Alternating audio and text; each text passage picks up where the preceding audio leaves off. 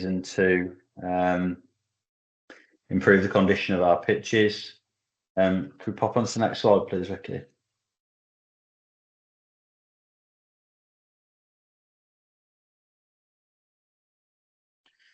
Quick introduction to me, for those of you that haven't met me or seen me before. So I work for the Grounds Management Association, which is the representative body for the grounds management sector.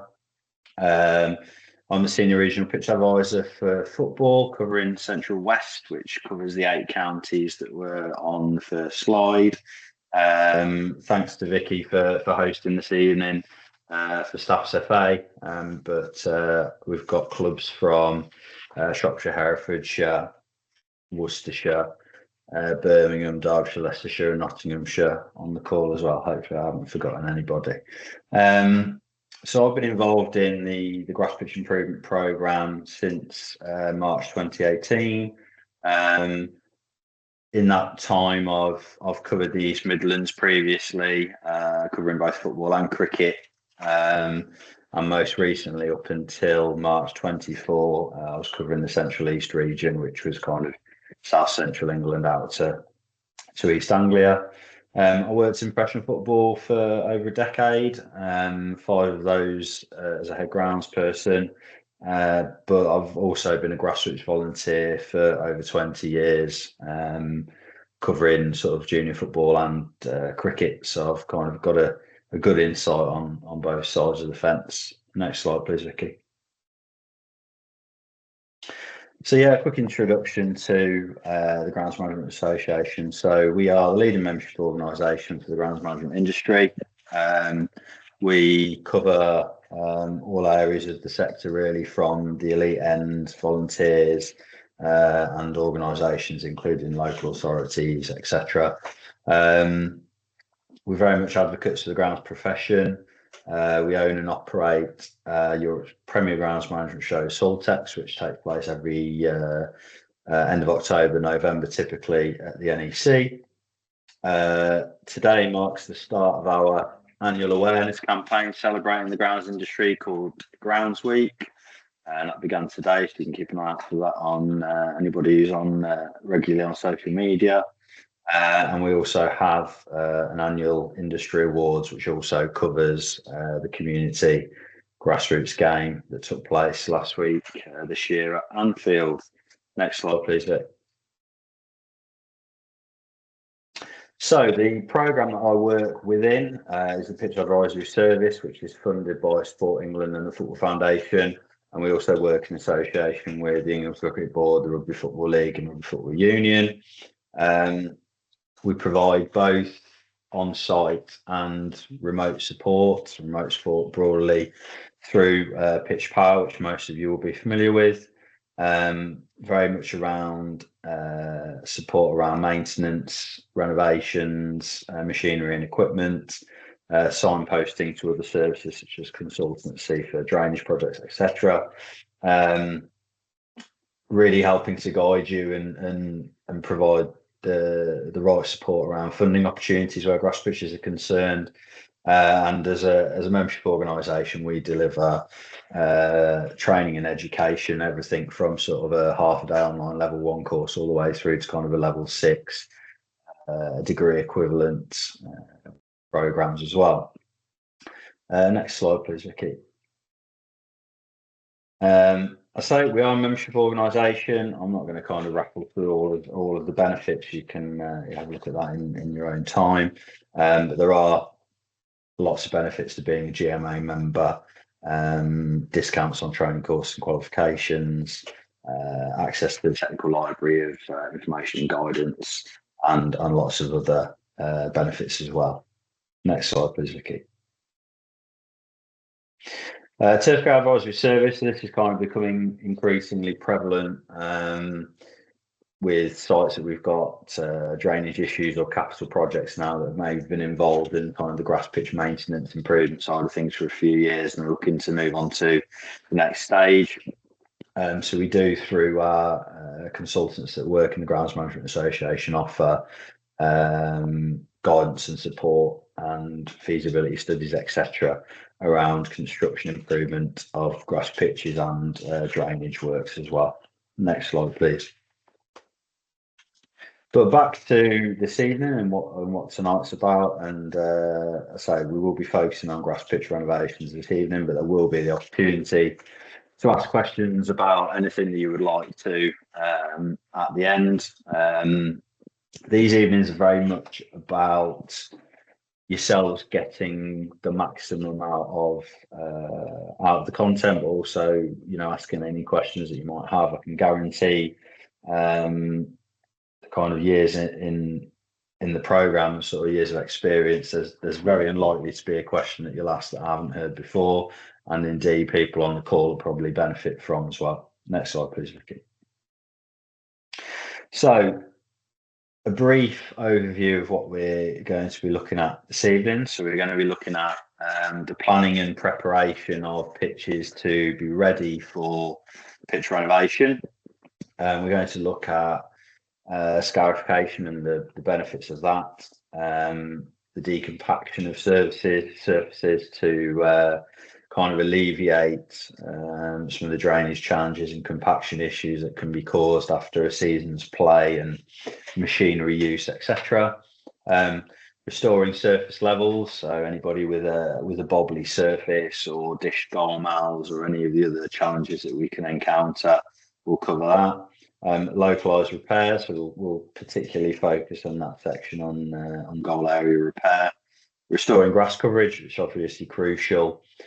How to establish a pitch after we've renovated it and seeded it, and then the last one will be looking at how we control weeds.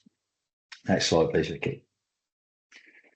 And on to the next one, please. So section 1, looking at the planning. So I wanted to speak very briefly around the timing of pitch renovations, and the reason why I've kind of moved away from saying end of season renovations is that in a grassroots setting in particular, that's not always going to be the right approach. Kind of the traditional end of season renovation will broadly be appropriate if you're in an area of the country where you do get regular rainfall during the growing season, and we are on the back of 2 relatively mild, wet summers. But I'm sure most of you on the call will remember the summer 2022, when that very much wasn't the case. We had a very dry early spring, then quite a wet May, and then from kind of the back end of May, it didn't rain again for, in some parts of the country, several months. So it's thinking about the most appropriate timing if you haven't got means of watering your pitches thoroughly, or if indeed you've had issues with establishing your pitches after renovation works in the past. So anything where we are seeding our pitches kind of between May and August and we don't have means of watering the pitch is a little bit of a gamble. Is Mother Nature going to be on our side where we're trying to re-establish grass coverage? We're basically reliant on sunlight, water, etc. to do that. And it might be in some circumstances that actually doing renovation works slightly earlier in the spring or even in the autumn, when pitches are actually being used, might be a better option than kind of waiting until close season when the weather conditions might not be on our side.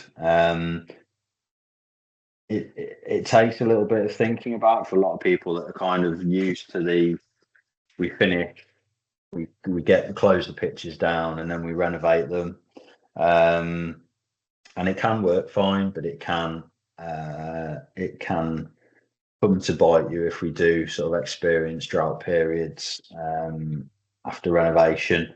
And it all comes down to, really, if any of you are in receipt of grant funding, we obviously want to sort of mitigate the risk of the potential of spending a lot of that grant money on an end of season renovation program and then finding that it's not as successful as you'd hoped, because for a number of organisations that'll kind of be their one throw of the dice for a 12-month period. So there is the potential that we can get seed in the ground sort of early April, mid-April, before players potentially finished, if we're using the appropriate machinery, providing that we're not going to be disturbing the surface too much through any renovation work afterwards.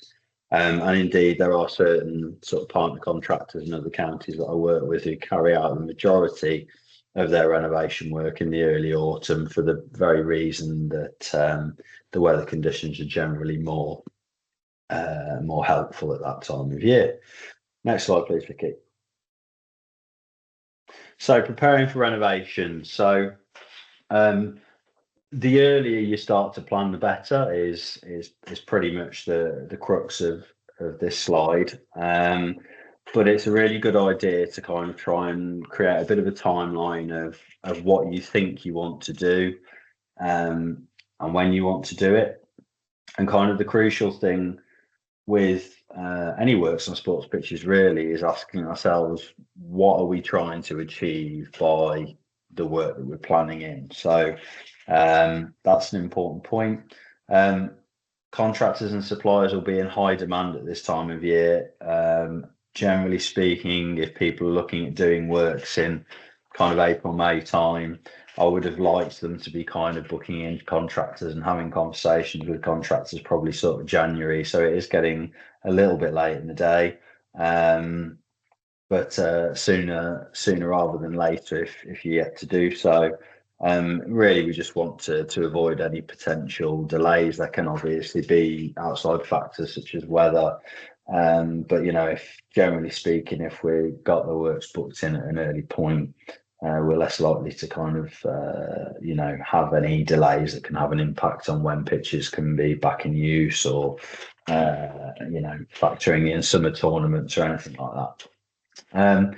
For those of you that have made use of pitch power and received pitch power reports, I'd collaborate with the contractor in using those. Feel free to share them around if the contractor's got any questions on the content of the report or any of the recommendations made by myself. And then, you know, they're very welcome to get in touch and kind of chat those through. Do have a think about how long pitches can be out of use for if you do decide to kind of go for an all or nothing kind of end of season approach.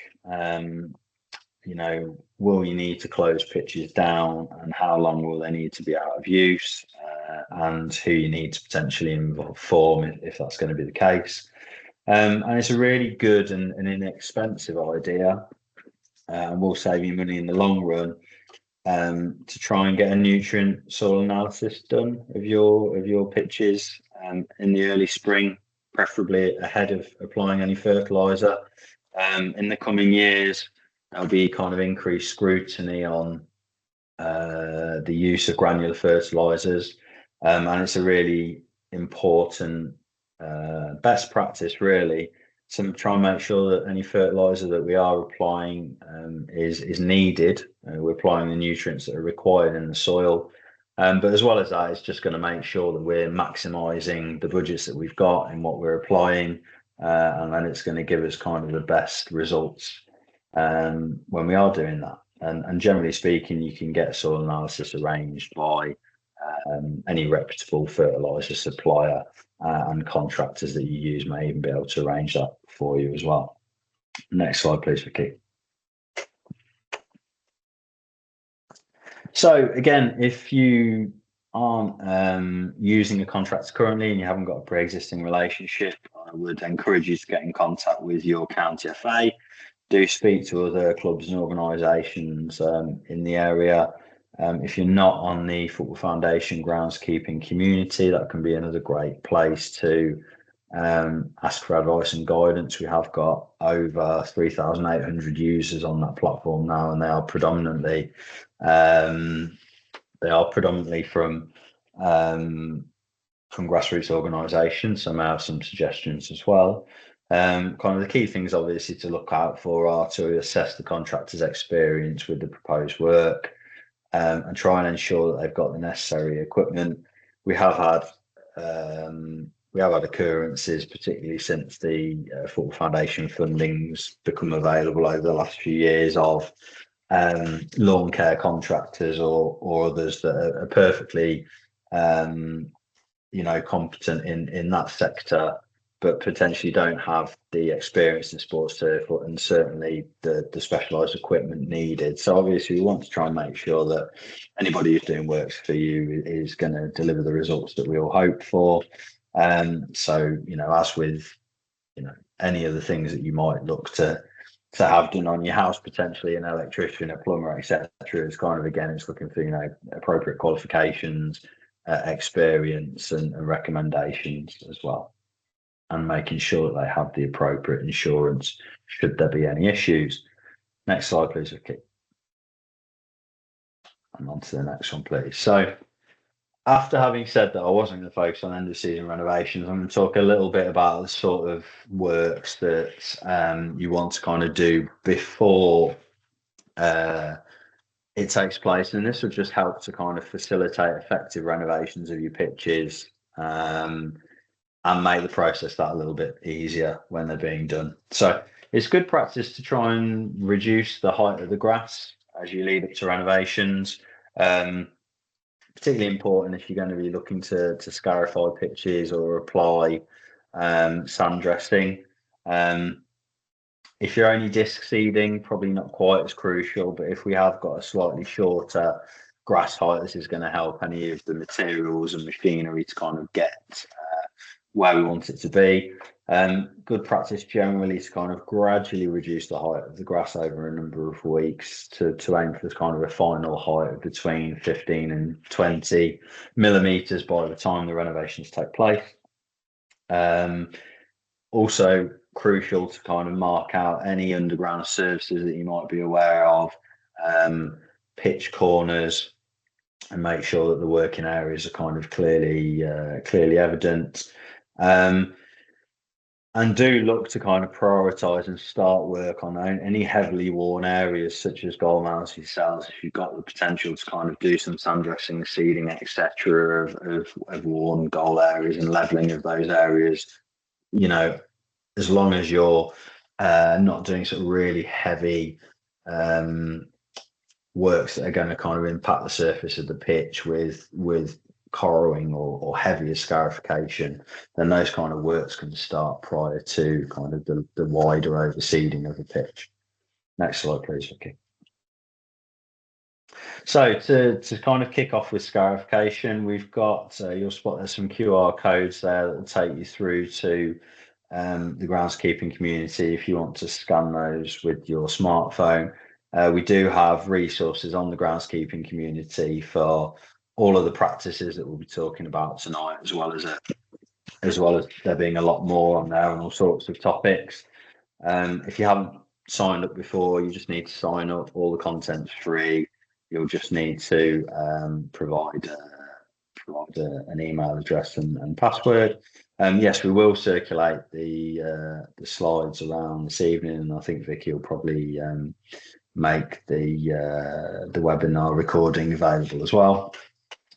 So scarification. So what is it? Why do we do it? Well, after kind of a season's growth and play, what we need to do is kind of remove any dead or unwanted grass and grass species and built up organic matter that builds up in the surface, nodes, shoots, roots, etc. That can all kind of create a mass of material at the base of the grass plant that can slow the penetration of water, nutrients, and reduce airflow.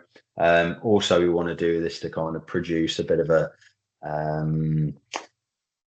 more open surface, really, so that we can do that overseeding and potentially top dressing work that we need to do. The intensity of how thoroughly you'll kind of want to clean out the surface will depend on budgets. So generally contractors will charge for scarification based on number of directional passes. So how many directional passes can we afford? How are we going to get rid of the debris and arisings that are collected from the scarification if we're using a mechanical tractor towed scarifier like the one in the picture? We also need to obviously consider how quickly the pitches are going to be back in use and the means of reinstating those pitches. You know, at an elite football level, we can strip off pitches completely, grow them back in, and kind of get them ready for use in, you know, 6 weeks is a fairly typical turnaround time. But obviously, in a grassroots environment, most of us will be relying on Mother Nature. So important not to go too aggressive with scarification. You know, if pitches are going to be back in use in a relatively short time scale, or we may encounter conditions that aren't too helpful to their re-establishment. Kind of mechanized scarifiers, tractor mounted, tractor towed scarifiers aren't the only means of scarification. We can use spring rakes, we can use chain harrows. Again, depends on how limited budgets are, but these are all kind of really valuable tools, and even ones that can kind of be done by yourselves with the appropriate machinery to kind of get through the kind of season's growth and debris and disturb some of that. All scarification is generally going to be more effective if done when ground conditions are dry. So again, carry it out when the grass and the soil is reasonably dry for kind of the best results. Next slide, please, Vicky. So moving on to decompaction. The image that you'll see here is of a machine called a verti-drain. You'll see it generally referred to in your reports as a deep spiker. Verti-drain is a manufacturer of a deep spiking machine, so we'll generally refer to it as deep spiking. We spoke a little bit earlier on about kind of that decompaction of the pitch surface after a season's play and after a season's use of machinery. And essentially what these machines do is to help relieve that compaction of the soil that builds up over the season. It'll allow better penetration of water, gaseous exchange in the soil, and penetration of nutrients into the soil. Any water that falls, any nutrients that are applied, what we want them to do is we want them to move through the soil and encourage the roots to go deeper down and to have a denser root structure. So deep spiking like this helps to kind of provide that environment. It does enhance overall turf health. I kind of call deep spiking a free fertilization, because if you haven't done it before, or if you do it infrequently, what it helps to do is to create those pockets in the soil where the roots can move and develop, and we're relying on them basically to kind of uptake the nutrients that are in the soil, be those kind of natural or ones that we've applied. So you will see an improvement in turf health after deep spiking. It will in time improve drainage, and it is important that we kind of manage the expectations a little bit of what people expect deep spiking to achieve. If you've got a really poorly draining, heavy soil where you experience regular standing water every winter, one lot of decompaction isn't going to make a great deal of difference to the drainage characteristics of your surface. But it will have lots of other benefits with turf health, rooting, improving drought tolerance, etc. So again, it's just kind of understanding what we're expecting each operation to achieve. But over time, as we decompact the soil and hopefully improve the soil structure, you will see an improvement in surface drainage with decompaction year on year, or even ideally multiple times a year. Next slide, please, Vicky. So methods of decompaction. So as we've just kind of spoken about, deep spiking is the most common method of decompaction. It's basically driving solid tines into the soil. We'll generally apply a small amount of heave to the machine, and what this means is that the tines enter the ground at a slight angle. So as the machine moves forward, it slightly fractures the soil beneath the surface. Only very slightly, but that is what is creating the fissures and the decompaction. And then basically what happens as the tines move in and out, it will slightly lift the soil and then sort of consolidate it behind with the roller that you can see. We'd normally kind of expect a typical hole spacing to be kind of 4 inches square or thereabouts. And that's the sort of hole spacing that you're really looking for. Depth wise, it's really the maximum achievable depth, but ideally no shallower than 150 mil or 6 inches. But some machines can sort of go down to to 12 inches, providing you've not kind of got really compacted layers or soil debris. Size of tine is also important. If you're only doing kind of deep spiking, maybe once or twice a year, and you're on a pretty heavy soil, then we ideally kind of want to use a tine that's no smaller than 18 to 24 millimeters in diameter.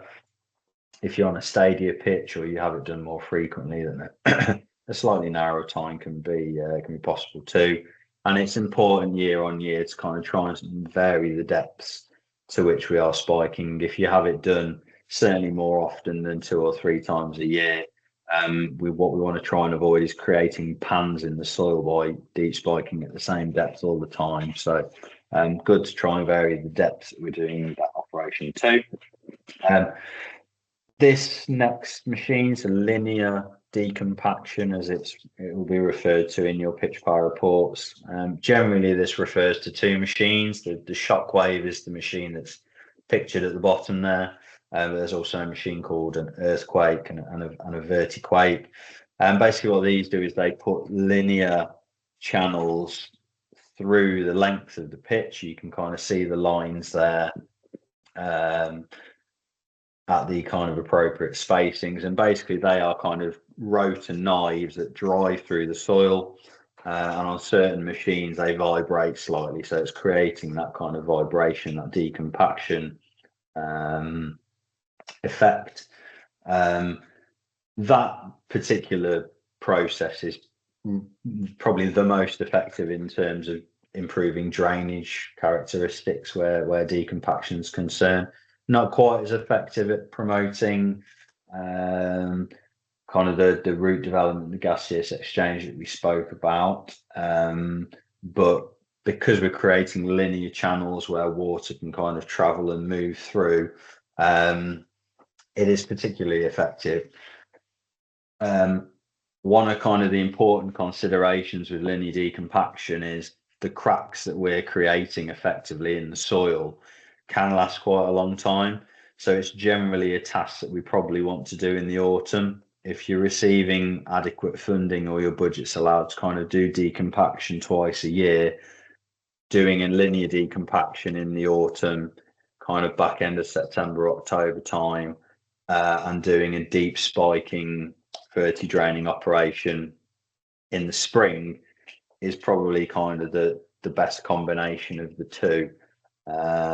In terms of appropriate timings. As I said, the linear decompaction does kind of introduce slits, and there is a risk that if we do that kind of too late in the new year, February, March time, let alone kind of doing it in April time, if we do then encounter a drought period, as our soil's dry, those cracks can open up. So try and stick to the autumn, early winter with if we are doing linear decompaction work. Next slide, please, Vicky. So restoring surface levels, so kind of typically referred to as top dressing. This can be on localized areas, or it can be across a whole playing surface or multiple pitches if budgets allow. We need to kind of have a clear idea of what we're trying to achieve when we do top dressing. Are we trying to simply even out the surface that's become bobbly through play or worm casting activity, or tire marks or whatever else might have happened through the season, through the winter? Or are we actually trying to ameliorate the topsoil and improve the quality of the topsoil? So it's important to kind of think about that because it will determine a little bit the order of the works that you do, and also how much of the material you're going to apply.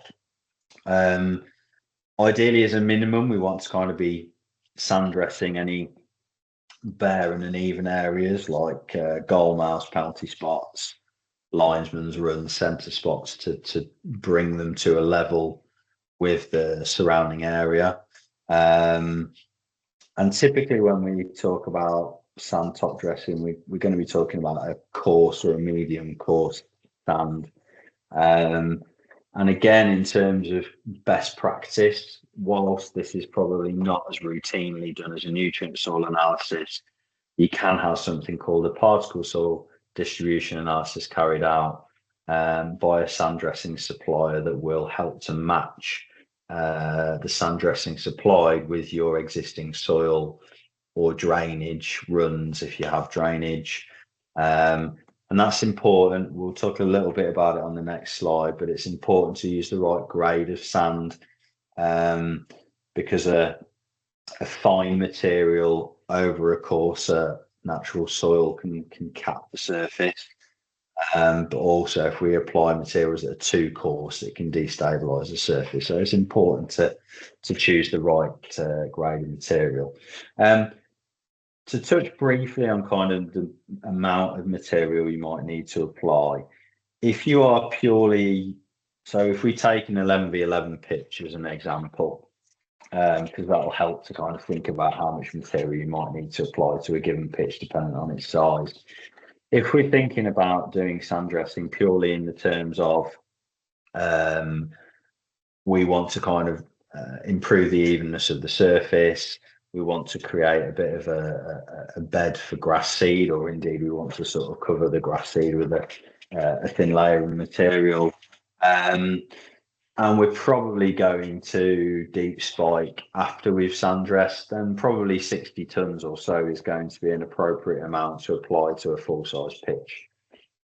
If we're wanting to ameliorate some of that material into the pitch, so we've got a 5-year plan, say, to improve the quality of the pitch surface and the topsoil over time, to maybe address things like a considerable thatch layer or an issue with worm casts that we struggle to disperse because they're quite clayey and they smear badly, or our pitch surface is quite soft and boggy in the winter and we actually want to try and firm it up and, and improve the surface drainage, then we excuse me, then we may want to apply a little bit more sand.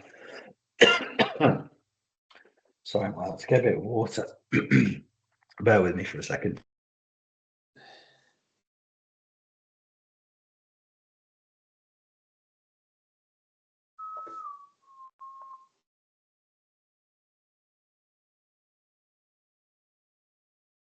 Julian, it's Martin. Oh, Martin, go ahead.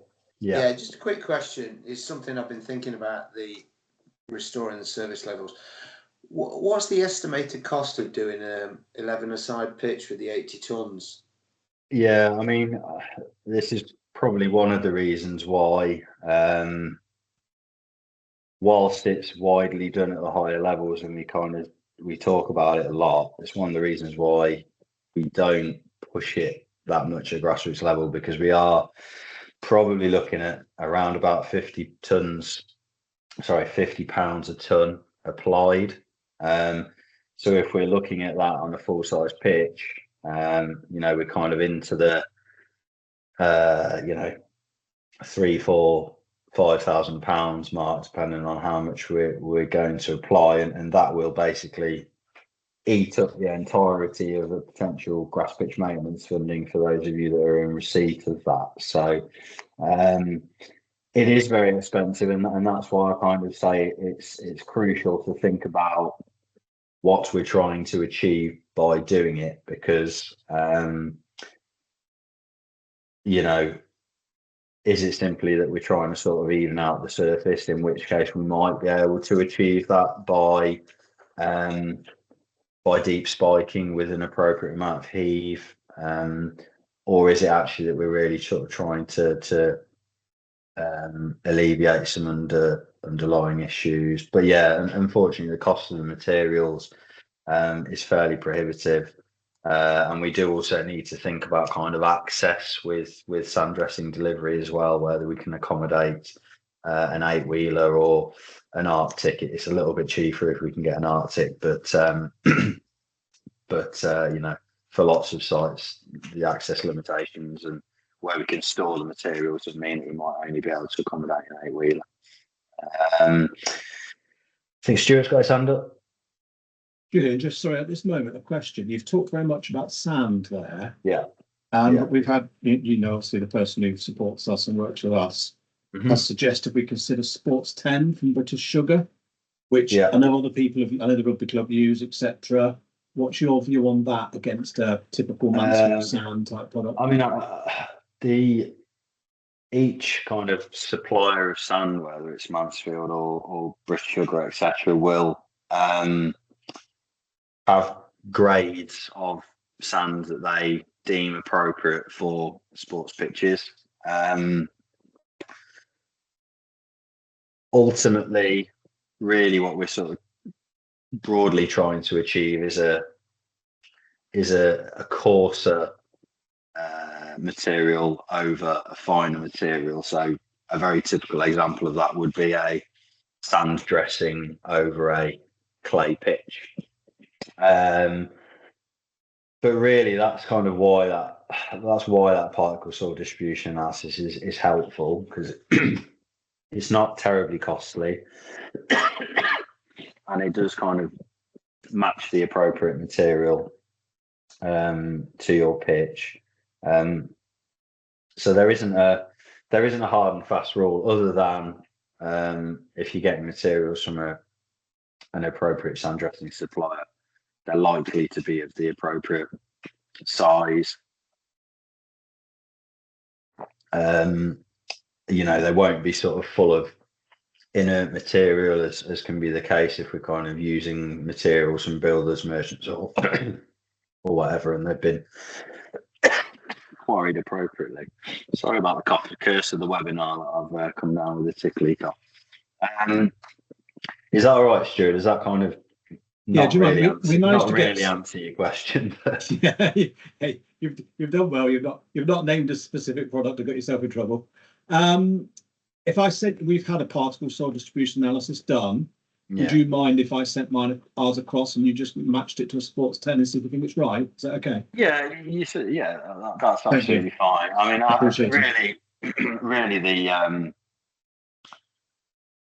really, it's kind of the purposeful that would be more if the supplier had a number of different grades of sand, as many do, and it would kind of allow you to choose between products, probably, rather than different suppliers.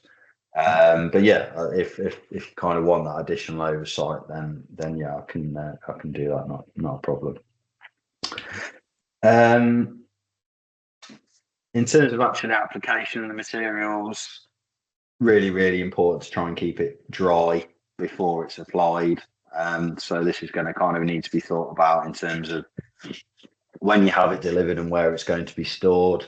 You know, if you are forecast wet weather, do you have tarpaulins available to kind of to cover it up, or you know, can you work with the haulage supplier and the weather forecast to kind of try and get it around when you're not expecting rain.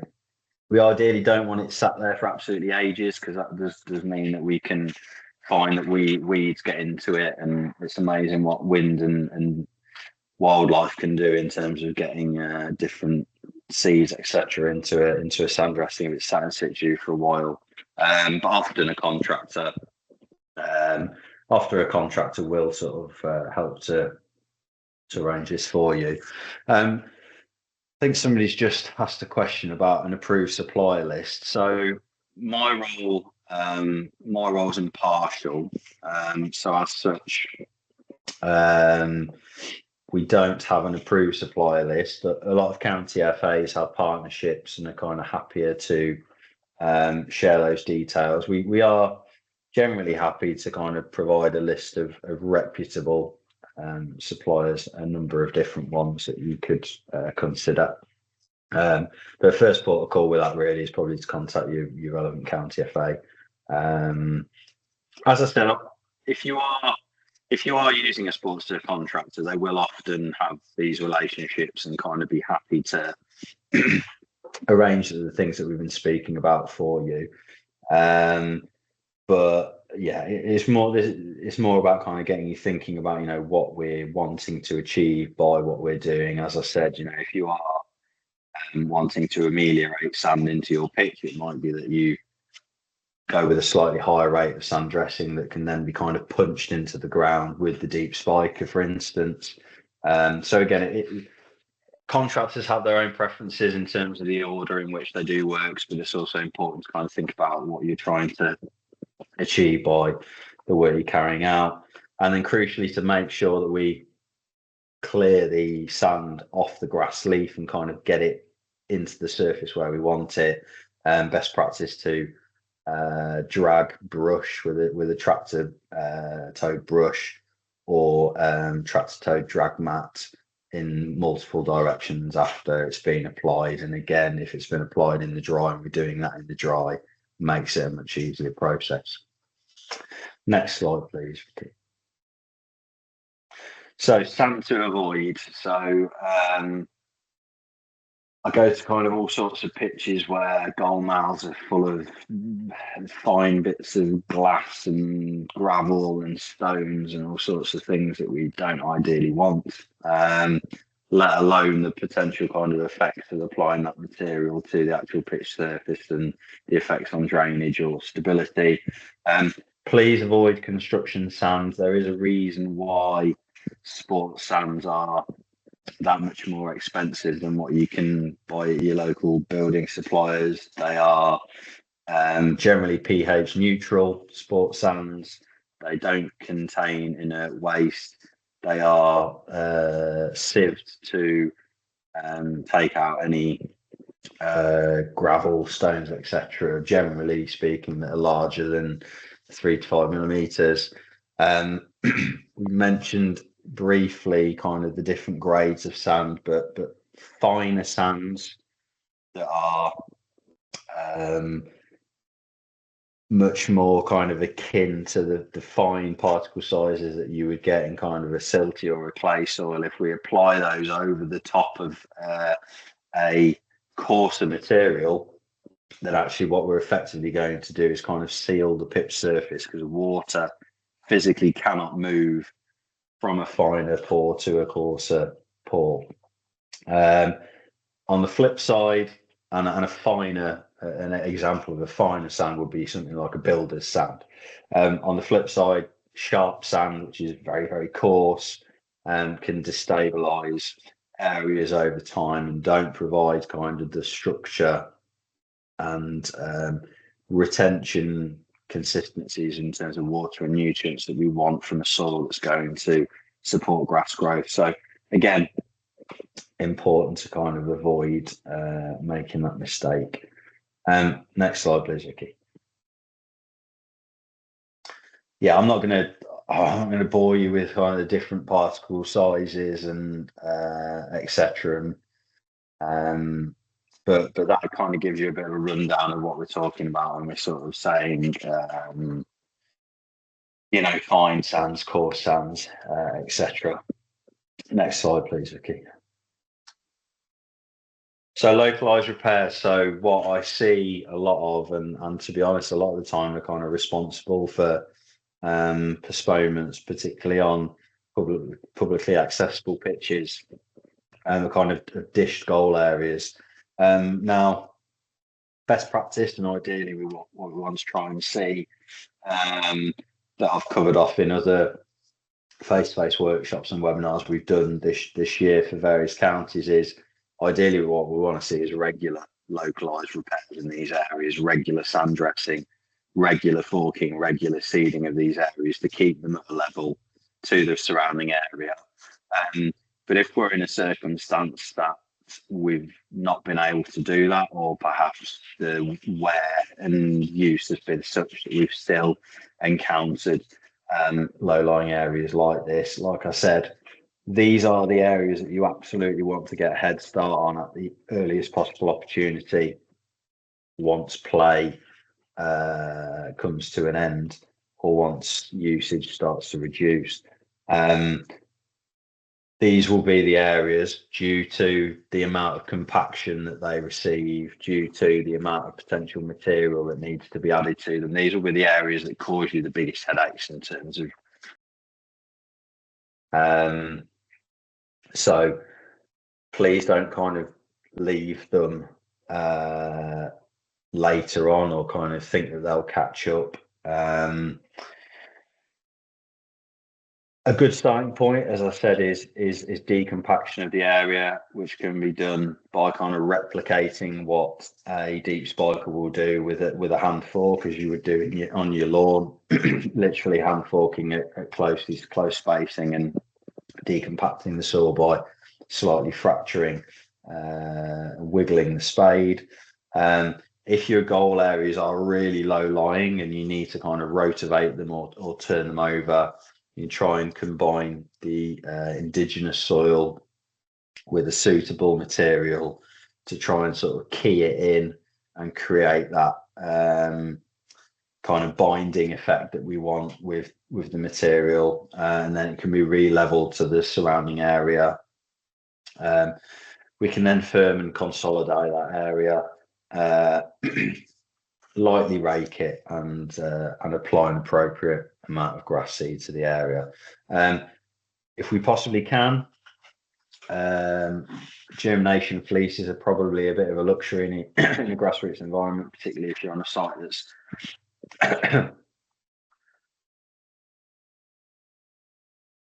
that's open and things are liable to disappear. But scaffold netting is relatively easy to find and affordable. You can get it in long rolls, and so if a little bit of it goes missing, it's not a massive problem, and that will just help to protect the area, keep wildlife off it, keep the moisture in, and also promote that germination of the grass seed that's there, by kind of creating a kind of a nice humid atmosphere for the grass seed to germinate. In cases where damage is too severe, there's a very good example. I've seen some very bad examples of returfing, but there's a very good example of a well-done returf in that bottom image. The key kind of thing to consider with that is that we're not really talking about the sort of turf that you can pick up from, common sort of national chains of hardware stores. I'm sure you'll all spring to mind. We're sort of talking about the thicker cut rolls that you can get from a turf specialist, and they are going to be that much more resilient to any play or wear, and they'll have that kind of structure that'll give you a decent sort of root depth already, so that if the turf does go down, and heavens forbid we kind of get a drought period, or you're unable to kind of water that area as effectively as you'd like, that turf should be tolerant enough to manage that. Next slide, please, Vicky. So moving on to restoring grass coverage. So this is typically done on sports pitches through use of a disc seeder, which is the machine that is pictured. As I mentioned earlier, without access to kind of water or means of thoroughly watering your pitches, seeding kind of between mid-May and August is what we'd sort of consider as high risk. But one brilliant thing that disc seeding does is, because it drills the seed into the ground. I did see pitches after the drought that we had in 2022 where they were drill seeded in the April, May. We saw no germination at all because there was just no moisture in the soil. And then actually in September, when rain returned, because the seed had been drilled in, it was protected from wildlife, it was protected from play because it was kind of beneath the soil. We actually got good bouts of germination. So drill seeding is kind of the way to go, particularly if you're seeding into established grass pitches. It provides the best yield in terms of germination. There are other seeders like slip seeders, star seeders, dimple seeders, but disc seeding does provide the best yields on established pitches. It obviously, overseeding obviously helps to increase grass coverage in bare and worn areas. The amount of grass seed that you're going to need to apply to your pitch is really going to depend on how worn it is.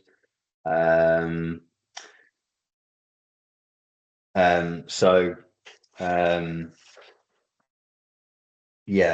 really kind of the rule of thumb is that we want to try and disc seed in 3 directions. That's going to provide the amount of seed that we want at a desirable rate, but it's also going to mean that when it comes to hoping for that seed to establish and start to thicken up, that we haven't got kind of those big spaces between the seed runs that we can encounter. 3 directional passes is desirable. 2 is also quite typical. If you've got areas of your pitches, so if the wings, as is quite typical, have got really good grass coverage, but actually you're absolutely hammered kind of width of the 18-yard box end to end or 6-yard box end to end, you can focus on the areas of your pitch that are the most worn. You know, you can say to a contractor, we've got so much grass seed, but actually we really want to concentrate it on these areas of the pitches that are really damaged. And, you know, those multiple directional passes can still be achieved through a more localized area. So if budgets are tight, think about whether you need to do the whole pitch or whether you need to kind of focus on the high wear areas. Next slide, please, Vicky. Types of grass seed. As I said, I'm not kind of advocating for one or another. The crucial thing is that it's a perennial ryegrass seed. That is what we want for winter sports pitches. And ideally, a quality grass seed should have what we call at least three cultivars, which is basically the varieties within the grass seed. As I mentioned earlier, if you are going through a contractor, lots of them will have their own materials that they will provide. But if you do have a preference for a particular supplier, or you're needing, based on soil analysis, to use a particular fertilizer, contractors will generally be happy to kind of do either the applying bit for you or a supply and apply, which in a grassroots environment can sometimes be desirable if you don't kind of want to go through the ordering process of getting your own materials in. Next slide, please, Vicky. So the growing in process. I've recycled this picture a number of times. That's one of my old training pictures from when I was on the tools. That was pretty much at the end of a grow-in. I think that was probably 5 weeks from the sort of pitch being completely bare. In ideal conditions, and again, often on grassroots pitches, we're not dealing with ideal conditions, but generally perennial ryegrass should germinate 7 to 14 days. And where I was talking about the disc seeding and the potential for doing that before the season is finished, actually, because we're drilling seed into the soil, we've got to allow that time for the seedling to actually pop its head out of the surface. So you might actually be able to gain as much as 2 weeks before the season's finishing if you're not kind of really thoroughly scarifying the surface or applying loads of sports sand. You might actually be able to do some of that seeding work before the season's actually finished. And in season, as I said, you know, disc seeding, generally speaking, outside of the goal areas that really do take a huge amount of hammer, we can probably get away with seeding kind of without too much disturbance to the establishment while the pitches are still being used. If we do have means of watering at all, even the most localized areas, the kind of the completely bare warm bits like goal mouths are the things that are the areas to concentrate on. Pre-seeding fertilizers are a nice thing to use if budgets allow. I think generally speaking, if kind of budgets are relatively limited and you're doing 1 or 2 applications of fertilizer a year, then kind of getting one down in spring and one down in autumn, ideally that's going to give you kind of several months of nutrition and release. So normally a controlled or a slow release fertilizer, that's going to be the way to go. That'll kind of tick your pitches over throughout the growing season and kind of into the early autumn, hopefully. But if you do have the available budgets to kind of go for a specialised, what they call pre-seeding fertiliser, but really they can be applied before or sort of a couple of weeks after seeding. They're generally the sort of nutrient analysis that promote the establishment of new seedlings. So, for instance, they may contain a little bit more phosphorus than a standard fertilizer, potassium, etc. Main thing to watch out for, well, I say the main thing, one of the things to watch out for if we're using fertilizers around seeding time is to try and make sure they're not too high in iron. Very young grass plants can't kind of cope with high iron application. So most kind of fertilizers that are targeted to be used around renovation time will either contain very little iron or none at all. If we have scarified, sand dressed, cleaned out our pitches, then we're waiting on establishment. We're waiting for kind of that green haze of new seed to poke through. It's a good practice to kind of leave the grass to reach probably 40 millimeters in height before we start to mow it. One of the reasons why I said it's good practice to kind of mow the grass down before we do the seeding is because that then means that the established grass isn't too long by the time we start to do our first cuts on new grass. By the time it's at 40 mil, it should have an adequate root anchor to mean that use of mowing equipment isn't going to pull any of the seed out of the ground or disturb it. In technical terms, we kind of, for the eagle-eyed view, we'll kind of call that second leaf or third leaf stage. But generally speaking, by the time the grass is kind of 40 millimeters or so, it's strong enough to kind of cope with mowing. We want to try and alternate the direction that we're mowing in, so that helps to thicken up the grass sward and that tillering effect that I mentioned. If you are disc seeding, you can sometimes get little runs between the disc channels, and alternating direction of cut is good practice anyway, but helps with that tillering and thickening of the grass sward. And crucially, I don't be tempted to kind of mow the grass too short in the summer. You know, grassroots pitches, if we haven't got access to water, we're not applying regular nutrition. Yes, the grass is growing. Yes, it's growing season, and the grass should be relatively happy and healthy. But in elite football, you'll see pitches that are kind of shaved down to 20 millimeters, 21, 22 millimeters. And that's all well and good if you've got the resources, water, all of kind of the stress busting, nutrition that's going onto a pitch to mean that it can sort of cope with being managed in that way. On a grassroots pitch, particularly if the pitch isn't being used, perfectly fine to kind of, for several weeks, kind of keep it at 40, 50 millimeters, just sort of ticking over. That'll help the root system to work down to a deeper depth.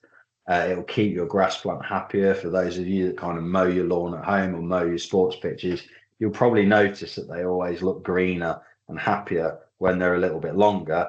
And the reason for that is that the longer the grass leaf, it can simply take in more energy through photosynthesis, and it's just a happier grass plant.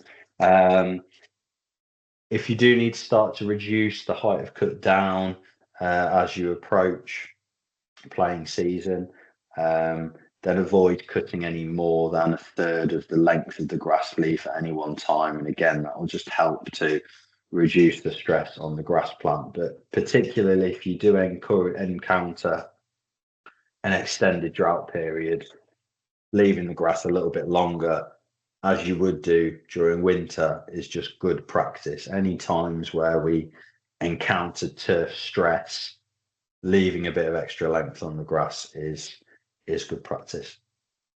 Next slide, please, Vicky. So last one. So we're pretty much there. We'll have plenty of time for questions, which is good. Talking about weed control. So for those of you that are kind of familiar with the use of pitch power and kind of how the grading of the pitches works, for each kind of time of year, we have what is called a grass cover cap. And at this time of year, for a good graded pitch, we need to have 71% grass coverage. And that means that no more than 30% of the pitch, or no more than 29% of the pitch, can be either bare ground or weeds. So keeping on top of weed coverage is an important part of managing a grassroots pitch. But we should also try and do that in a responsible way. So the scarification that we spoke about can help to reduce weed populations. Surface grooming of your pitches, raking of your pitches, that kind of what we call mechanical practices, is all part of kind of an integrated approach in managing weed populations and trying to minimize weed populations.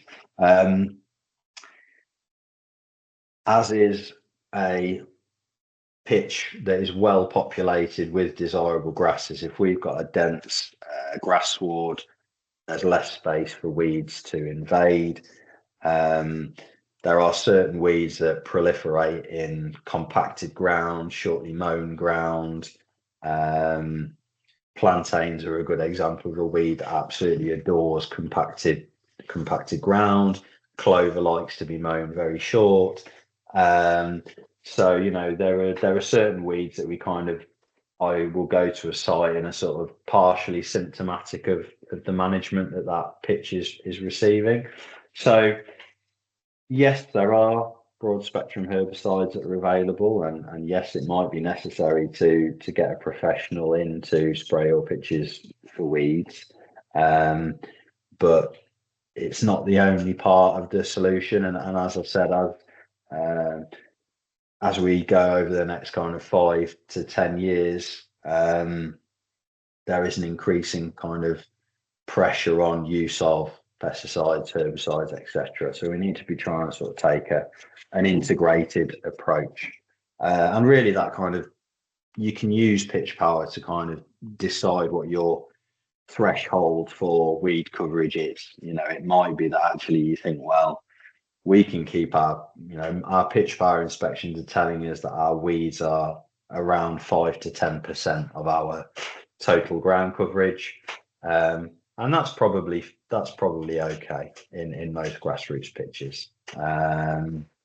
If we're getting into kind of 15-20% weeds and it's starting to impact our pitch quality grading, that's when we might need to think about applications of selective herbicides. But if we're kind of managing to keep weeds at bay through kind of our regular maintenance practices, then that might be adequate.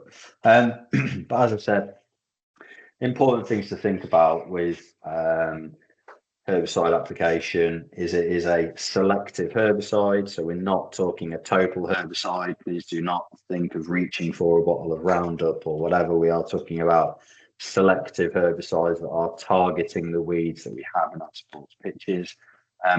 Broad spectrum is what we're looking for. That generally means that it controls a broad spectrum of weeds that are commonly found in sports turf. Do also think about if you've got any particular weeds in your pitches that you have problems with and what time of year they emerge. Clover is a good example of a weed that generally doesn't emerge till June, doesn't flower till June. So control before then can be fairly ineffective. So I generally used to kind of advocate actually for get your renovations out of the way, get your grass pitch established and healthy again, and then actually kind of look to do your weed control midsummer, later summer. Caveat to that being you can't do weed control during a drought period because it will potentially damage the health of the grass, and if the weeds aren't actively growing due to drought, again the application won't be effective. So there are a few factors to think about. Important point to make: selective herbicides can only be applied by a professional with the appropriate certification. So this is very much one of those where unless you have been through the appropriate training and have the appropriate equipment, you should be getting a professional in to do herbicide application for you. Best practice, again, in terms of minimising the impact on the grass and maximising the impact of the application, is to try and avoid mowing 3 days before, 3 days after. Again, that's absolute best practice. Please don't apply on a particularly windy day. There should be minimal to no wind. Again, important to try and minimise drift of chemicals and generally speaking, when conditions are relatively mild and not too warm, to minimise impact on insect populations. And as I said, working with your contractor to ensure the product that they're using is going to cover the weeds on your site. Which I think, Vicky, brings me to a close in terms of what I wanted to talk about this evening. I'm just go on to the next slide just to make sure. I think we're on to questions.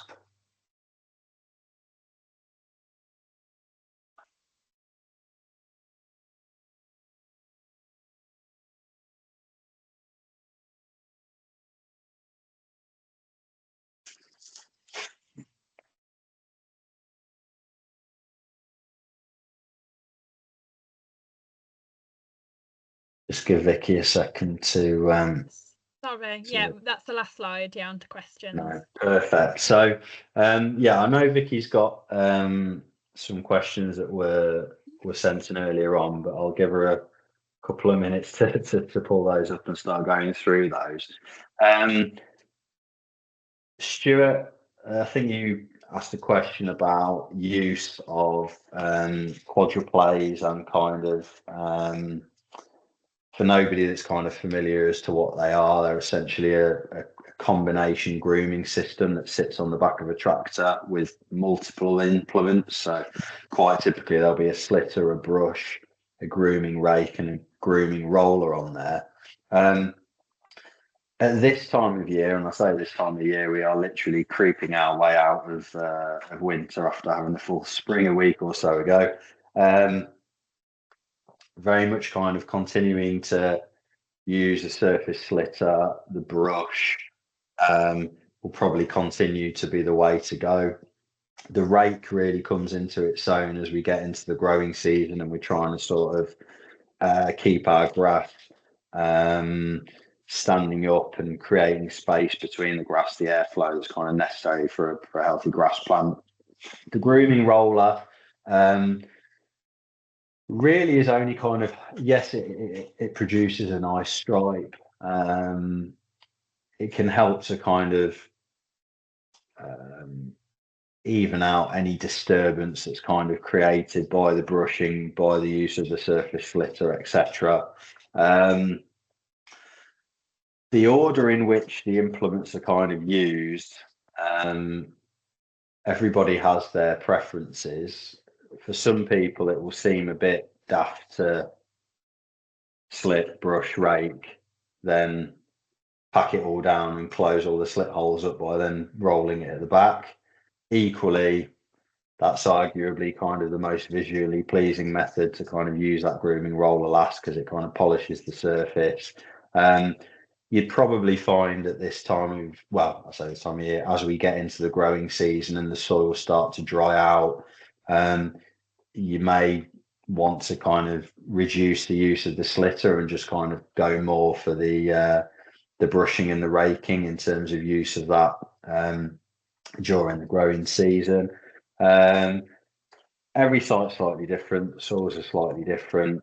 How regularly you're using the implement will also kind of have an effect. But you know, if somebody was saying to me, we've got one of these, it's brand new, I don't know what to do with it, I'd probably be kind of saying, you know, during the winter months, as long as ground conditions are kind of dry enough, use of the surface slitter and the brush is probably the way to go, and you'd kind of keep the other two implements off the ground and use the grooming roller sparingly as needed to kind of reinstate the pitch surface if you needed to. The rake is too aggressive during the winter months, so that really kind of comes into its own during the growing season. Is that okay, Stu? Does that kind of answer your question? Yeah, anyone would be about the roller. So really helpful advice there about times for slitter and brush and times. Yeah. Just give us a bit of a clarity over when you would see the roller being down, the roller up. I mean, there is also an element of the weight of the implement and what it sits on. So you may have to either have the slitter down or the roller down to actually have the weight of the machine, because otherwise it's going to be sat on the brush and the rake, which are both movable. So obviously you don't want to be sitting the weight of the machine on those. You could float the rear link arms slightly if you were just wanting to use the brush or the rake, but if you've got undulations, etc., that may or may not work. Roller down, it kind of comes down to personal preference, really, Stuart. And again, it's kind of what are you trying to achieve with the roller being down? Are you wanting to strike your pitches up and polish them up and present them really nicely? Roller down. Are you trying to reinstate the pitches after play? Roller down, probably. Using a polishing grooming roller is much better than kind of using a towed heavy roller. It's not going to produce as much compaction. But you know, in the growing season, when we're just trying to groom the grass plant, the brush and the rake are probably really the things that we want to be focusing on, and there isn't really that much need to use the grooming roller. We're not going to achieve anything if the soils are dry. It's not going to kind of compact, nor is it really going to roll anything kind of flat. So it comes down to what we're trying to achieve, really. Thanks. So, right, Vicky, I'll let you go through the questions and try and get us through as many as I can. I've literally just scanned through them, Julian. I think you have pretty much covered all of them. Okay. From what I can see, the only one that we've not touched upon is a bit. One of them was just around an update on the kind of end of grant. So if there's anything, okay, that we can share on that. The end of grant question. So we have a grass pitches facilities day with all of the county FAs, the Football Foundation, 3 times a year, and we had one at St George's Park last week. And all I can really say on what happens when the grant runs out bit is that we are applying the pressure our end. The county FAs are very much applying the pressure their end, and we're talking to all the stakeholders to try and make sure that there is support available and in place for clubs as their grant funding, both when it starts to taper down, but also when you come to the end of kind of the 6-year grant period. We don't know exactly what that looks like at the moment. It may be a combination of supporting organisations to do some of that renovation work potentially themselves with the appropriate equipment if you do your own stuff in-house, and then being able to concentrate budgets on materials. We are very conscious that if the plug is pulled completely on any funding, that we'd be naive to think there won't be an impact, whatever the training and machinery available. So, you know, we will be working with the Football Foundation to identify what that might look like. But at the moment, and I am conscious that we have got sites that are coming into, you know, years 5 and 6 of their funding. At the moment, we don't have a definitive answer. I'll give the same spiel as I give to everybody that asks me this question, that you will be the first to know when we have a package of support in place.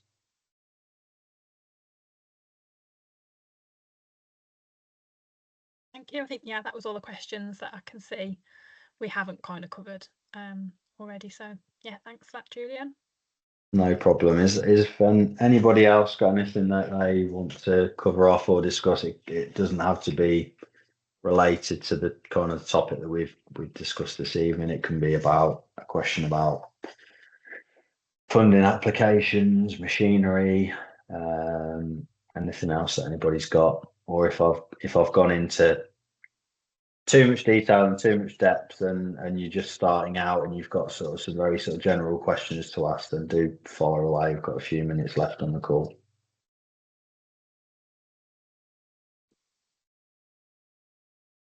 Yeah, Martin, fire away. Yeah, there's a question I keep asking the local FA. We've got a couple of pictures that a couple of areas where we can add pictures, but it seems to be really difficult. I keep asking the FA, can I add a couple of pictures on? And I don't seem to be getting an answer. Just don't know if you can help with that. So in terms of adding them onto grant funding? Yeah, so I've got an 11 and a 7 at the moment, and we can add another couple on. Yeah, so providing they're kind of used for match play and affiliated usage and not just training.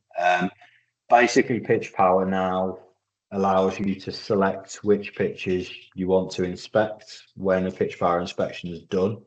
So what you'll basically need to do is to carry out a new inspection and only select the new pitches.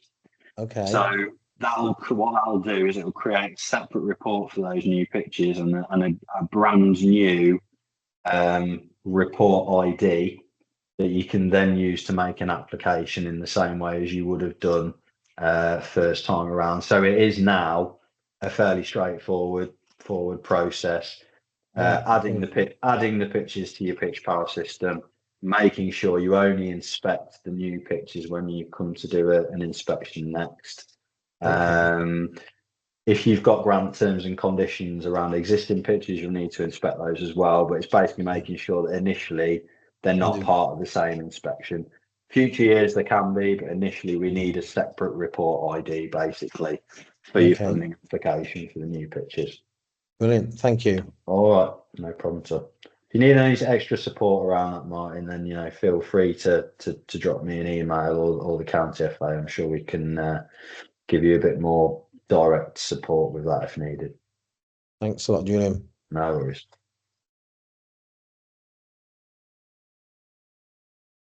Right, well, if that's everything, I'll go away and have a lozenge and a big drink of water and thank everybody for their time this evening. Congratulations to anybody who's a Newcastle fan and commiserations to anybody who's a Liverpool fan.